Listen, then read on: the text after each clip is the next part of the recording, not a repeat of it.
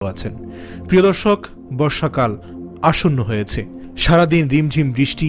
এই সিজনটি আল্লাহ পাক রব্বুল আলামিনের এক অশেষ নিয়ামত এবং রহমত। প্রিয় নবী সাল্লাল্লাহু আলাইহি ওয়াসাল্লাম বৃষ্টির পানি গায়ে লাগাতেন এবং তিনি তার উম্মতদেরকেও বৃষ্টির পানি গায়ে লাগানোর জন্য অনুমতি দিয়েছেন। হাদিসে আছে, প্রিয় নবী সাল্লাল্লাহু আলাইহি ওয়াসাল্লাম বৃষ্টিতে একবার বের হয়েছিলেন এবং শরীরে পানি লাগিয়েছিলেন। তাকে জিজ্ঞাসা করা হয়েছিল কেন তিনি এমনটি করেছেন। তখন তিনি বলেছিলেন, বৃষ্টিকে আল্লাহ তাআলার পক্ষ থেকে বরকত হিসাবে আখ্যায়িত করা হয়েছে। সুতরাং বৃষ্টির পানি শরীরে লাগানোর জন্য বৃষ্টির মধ্যে নেমে যাওয়ার দরকার নেই। যদি ঠান্ডা লাগার ভয় থাকে, অন্তত 2-1 ফোঁটা পানি শরীরে লাগালেই এই আমলটি পূর্ণ হয়ে যাবে। আলহামদুলিল্লাহ। প্রিয় দর্শক, বর্ষাকালে যখনই বৃষ্টি হবে আমরা প্রত্যেকে রাসূল সাল্লাল্লাহু আলাইহি সাল্লামের সুন্নাহ থেকে বঞ্চিত না হই।